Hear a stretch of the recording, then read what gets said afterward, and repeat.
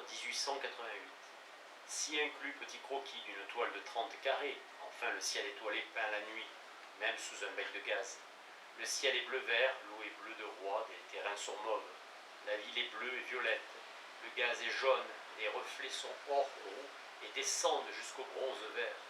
Sur le champ bleu-vert du ciel, la grande ours a un scintillement vert et rose dont la pâleur discrète contraste avec l'or brutal du gaz. Deux figurines colorées d'amoureux à l'avant-plan, pareillement croquis, une étoile de 30 carrés représentant la maison et son entourage sous un soleil de soufre, sous un ciel de cobalt pur. Le motif est d'un dur, mais justement, je veux le vaincre, car c'est terrible, ces maisons jaunes dans le soleil, et puis l'incomparable fraîcheur du bleu. Tout le terrain est jaune aussi, je t'en enverrai encore un meilleur dessin que ce croquis de tête. La maison à gauche est rose à volets verts, celle qui est ombragée par un arbre. C'est là le restaurant où je vais dîner tous les jours. Mon ami le facteur reste au fond de la rue à gauche, entre les deux ponts du chemin de fer. Le café de nuit que j'ai peint n'est pas dans le tableau, il est à gauche du restaurant. Et cela me fait du bien de faire du dur. Cela n'empêche que j'ai un besoin terrible de, dirais-je le mot, de religion. Alors je vais la nuit dehors pour peindre les étoiles. Et je rêve toujours un tableau comme cela avec un groupe de figures vivantes des copains. Ce père bénédictin doit avoir été bien intéressant. Que serait selon lui la religion de l'avenir? Probablement qu'il dirait toujours la même du passé. Victor Hugo dit Dieu est un phare à éclipse, et alors certes maintenant nous passons par cette éclipse. Je voudrais seulement qu'on trouvât à nous prouver quelque chose de tranquillisant et qui nous consolât de façon que nous cessions de nous sentir coupables ou malheureux et que tel que nous pourrions marcher sans nous égarer dans la solitude ou le néant et sans avoir à chaque pas à craindre ou à calculer nerveusement le mal que nous pourrions sans le vouloir occasionner aux autres. Ce drôle de Giotto, duquel sa biographie disait qu'il était toujours souffrant et toujours plein d'ardeur et d'idées, voilà, je voudrais pouvoir arriver à cette assurance-là qui rend heureux, gai et vivant en toute occasion. Cela peut bien mieux se faire dans la campagne ou une petite ville que dans cette fournaise parisienne. Je ne serais pas surpris si tu aimais la nuit étoilée et les champs labourés. Cela est plus calme que d'autres toiles. Si le travail marchait toujours comme cela, j'aurais moins d'inquiétude pour l'argent, car les gens y viendraient plus facilement si la technique continuait à être plus harmonieuse. Mais ce sacré Mistral est bien gênant pour faire des touches qui se tiennent et s'enlacent bien avec sentiment, comme une musique jouée avec émotion. J'ai une lucidité terrible par moments, lorsque la nature est si belle de ces jours-ci, et alors je me sens plus, et le tableau me vient comme dans un rêve. Je redoute bien un peu que cela aura sa réaction de mélancolie quand nous aurons la mauvaise saison, mais je chercherai à m'y soustraire par l'étude de cette question de dessiner des figures de tête. Je me trouve toujours frustré dans mes meilleures capacités par le manque de modèles, mais je ne m'en occupe pas, je fais du paysage et de la couleur sans m'inquiéter de savoir où cela me mènera. Je sais ceci, que si j'allais supplier les modèles, mais posez donc pour moi, je vous en prie, je ferais comme le bon peintre de Zola dans l'œuvre. Et certes, Manet par exemple n'a pas fait comme cela. Et Zola ne dit pas dans son livre comment on agisse ceux qui ne voyaient dans la peinture rien de surnaturel. Le livre de Tolstoï, Ma religion, a été publié en français en 1885 déjà, mais je ne l'ai jamais vu sur aucun catalogue.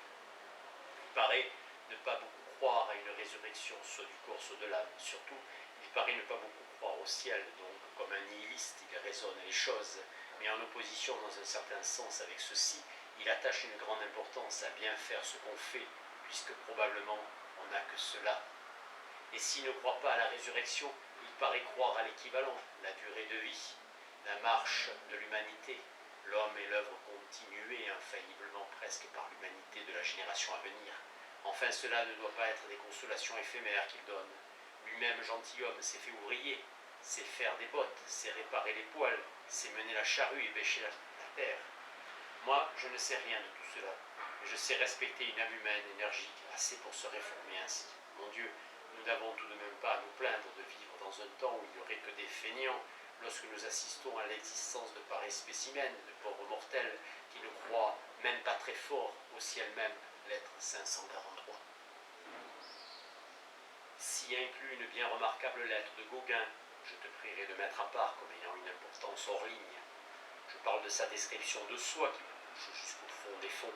Elle m'est arrivée avec une lettre de Bernard que Gauguin aura probablement lue et que peut-être il approuve. Bernard dit encore une fois qu'il désire venir ici et me propose au nom de Laval, Morée, un autre nouveau, et lui-même un échange avec eux 4. Il dit aussi que Laval viendra également et que ces 2 autres ont le désir de venir. Je ne demanderai pas mieux, mais lorsqu'il s'agira de la vie en commun de plusieurs peintres, je stipule avant tout qu'il faudrait un abbé pour y mettre l'ordre et que naturellement cela serait Gauguin. Raison pourquoi je désirerais que Gauguin fût ici encore avant eux. D'ailleurs, Bernard et Laval ne viendront qu'en février.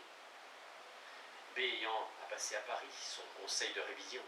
Pour moi, je veux 2 choses. Je veux que Gauguin ait sa paix et tranquillité pour produire et respirer un artiste bien libre. Si je regagne mon argent dépensé des cellules que me l'a prêté depuis des années, nous agrandirons la chose et nous chercherons à fonder un atelier de renaissance et non de décadence. Je suis assez persuadé que nous puissions y compter, que Gauguin restera toujours avec nous et que de part et d'autre, il n'y aura aucune perte. Seulement en s'associant ainsi, nous serons chacun de nous davantage soi et l'union fera la force. Entre parenthèses, il va sans dire que je ne ferai pas l'échange du portrait de G parce que je pense qu'il doit être trop beau, mais je le prierai de nous le céder pour son premier mois ou en remboursement de son voyage. Et tu vois que si je ne leur avais pas écrit un peu fortement, ce portrait n'existerait pas, et Bernard en a fait un aussi donc. Mettons que je me sois fâché, mettons que c'est à tort, mais voilà toujours que Gauguin a accouché d'un tableau et Bernard aussi. Ah, mon étude des vignes, j'ai sué sang et eau dessus, mais je l'ai, toujours toile de 30 carrés, toujours pour la décoration de la maison. Je n'ai plus de toile du tout. Sais-tu que si nous avons Gauguin, nous voilà devant une très importante affaire qui va nous ouvrir une ère nouvelle. Lorsque je t'ai quitté à la gare du Midi, bien navré, presque malade et presque alcoolique, à force de me monter le cou, j'ai toujours vaguement senti que cet hiver, nous avions mis notre cœur, même dans nos discussions avec tant de gens intéressants et artistes, mais je n'ai encore osé espérer. Après l'effort continué de ta part et de la mienne jusqu'ici, ça commence à se montrer à l'horizon, l'espérance. Tu resteras chez les Goupil ou pas, c'est égal, tu feras corps absolument avec G et sa suite. Tu serais ainsi un des premiers, le premier marchand apôtre. Moi, je vois venir ma peinture et également un travail dans les artistes. Car si toi, tu chercheras à nous procurer de l'argent, moi, je pousserai tout ce qui vient à m'apporter à la production et j'en donnerai un exemple moi-même. Or, tout cela, si nous tenons bon, sera pour former une chose durable plus que nous-mêmes. J'ai cet après-midi à répondre à Gauguin et à Bernard, et je vais leur dire que dans tous les cas, nous commencerons par nous sentir tous bien unis, et que moi, j'ai confiance que cette union fera notre force contre les fatalités d'argent et de santé. Les vignes que je viens de peindre sont vertes, pourpres, jaunes, à grappes violettes, à sarments noirs et orangés. À l'horizon, quelques sols gris bleus et le pressoir bien loin, à 3 rouges silhouettes de villes, lilas lointaines. Dans la vigne, des figurines de dames à ombrelles rouges et d'autres figurines d'ouvriers vendangeurs avec leurs charrettes. Un ciel bleu dessus et un avant-plan de sable gris. Cela fait pendant au jardin avec le buisson en boule et les lauriers roses. Je crois que tu préférerais ces 10 toiles à l'ensemble du dernier envoi et j'ose espérer les doubler durant l'automne. De jour en jour, cela devient plus riche encore, et lorsque la chute des feuilles, je ne sais si cela a eu lieu dans les premiers jours de novembre, comme chez nous, lorsque tout le feuillage des arbres sera jaune, ce sera contre le bleu quelque chose d'épatant. Ziem nous a déjà bien des fois montré ces splendeurs-là, puis un court hiver, et après nous en serons encore une fois au verger en fleurs, lettre 544. Tu verras un jour aussi le portrait de moi que j'envoie à Gauguin, car il le gardera, j'espère. C'est tout cendré contre du véronèse pâle, pas de jaune. Le vêtement est ce veston brun bordé de bleu, et dont j'ai exagéré le brun jusqu'au pourpre et la largeur des bordures bleues. La tête est modelée en pleine pâte claire contre le fond clair sans ombre presque, seulement j'ai obliqué un peu les yeux à la japonaise. Lettre 545. Octobre. Merci de ta lettre, mais j'ai bien langui cette fois-ci. Mon argent était épuisé jeudi, ainsi que jusqu'à lundi midi, c'était bigrement long. J'ai principalement vécu de 23 cafés ces 4 jours-là durant, avec du pain et que je dois encore payer. C'est pas de ta faute, c'est la mienne, si faute il y a, car j'ai été enragé pour voir mes tableaux dans des cadres et je n'avais un peu trop commandé pour le budget que le mois de loyer, la femme de chambre devait être payée aussi. Même encore aujourd'hui aussi, cela va m'épuiser, car je dois aussi acheter de la toile et la préparer moi-même. Celle de tasser n'était pas encore arrivée. Vaudrait-tu le plus tôt possible lui demander s'il a expédié 10 mètres ou au moins 5 mètres de toile ordinaire à 2,50 francs. Mais cela me serait égal, mon cher frère, si je ne sentais pas que toi-même dois souffrir de cette pression qu'exerce sur nous le travail actuellement. Mais j'ose croire que si tu voyais les études, tu me donnerais raison de travailler chauffé à blanc tant qu'il fait beau. Ce qui n'est pas le cas ces dernières journées du Mistral impitoyable qui balaie les feuilles mortes avec rage. Mais entre cela et l'hiver, il y a encore une période de temps et d'effets magnifiques, et alors il s'agira de nouveau de faire un effort à corps perdu. Je suis tellement dans le travail que je ne peux m'arrêter du coup. Soyez tranquille, le mauvais temps m'arrêtera encore trop tôt. Comme aujourd'hui, hier et avant-hier déjà, veuille de ton côté chercher à persuader Thomas. Il fera toujours quelque chose. Pour ma semaine, sais-tu ce qui me reste aujourd'hui, et cela après 4 jours de jeûne rigide, juste 6 francs. C'est le lundi, le jour que je reçois la lettre même. J'ai mangé à midi, mais ce soir déjà, il faudra que je soupe d'une croûte de pain. Et tout cela va dans rien autre chose, que soit dans la maison, soit dans les tableaux, car je n'ai même depuis au moins 3 semaines pas de quoi les tirer un coup à 3 francs. Ne tarde, si cela ne te gêne pas trop, ne tarde pas de m'envoyer le louis et la toile. J'étais tellement pris depuis jeudi que de jeudi à lundi, je n'ai fait que 2 repas. Pour le reste, je n'avais que du pain et du café, que j'étais encore obligé de boire à crédit et que je devais payer aujourd'hui. Ainsi, si tu peux, ne tarde point. Lettre 546.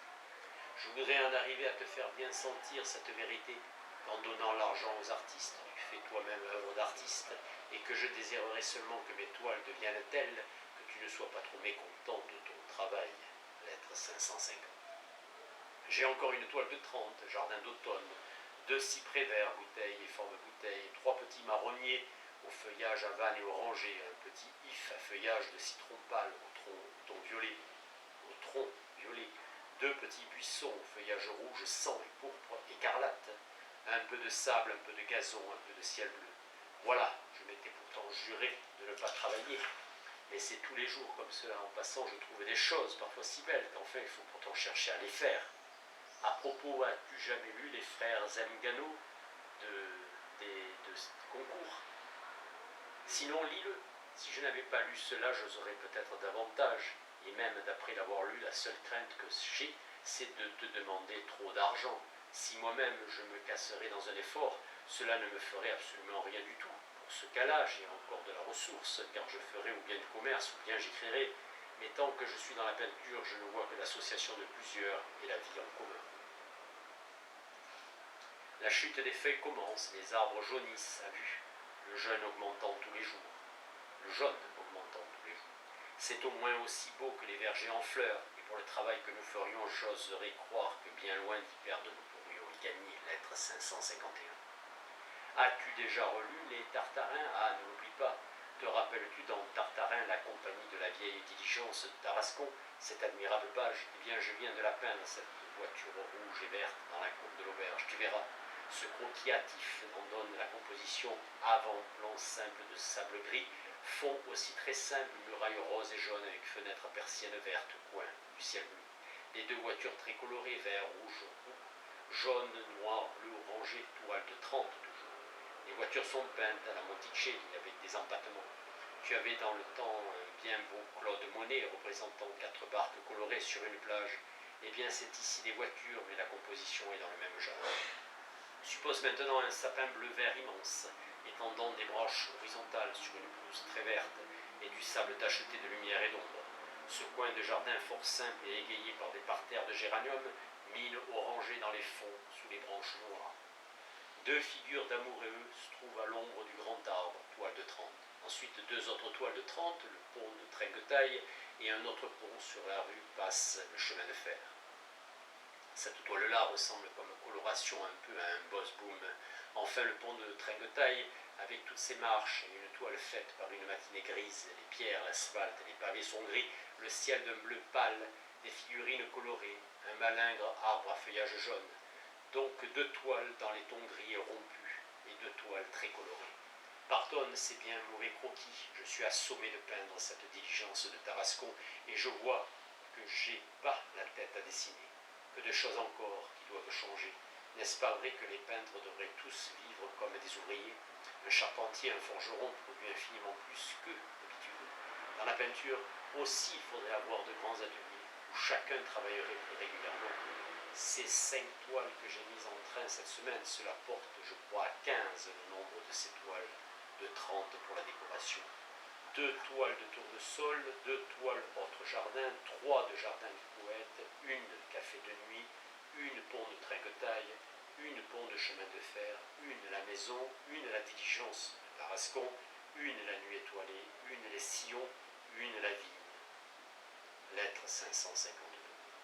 Dites donc, que fera, sera, si tu le vois, dis-lui donc, une fois de ma part, que j'ai en train une décoration qui actuellement monte à 15 toiles de 30 carrés et qui pour former un tour prendra au moins 15 autres, et que dans ce travail plus large, c'est souvent le souvenir de sa personnalité et de la visite que nous avons faite à son atelier pour voir ces belles grandes toiles qui m'encouragent dans cette besogne. Lettre 553.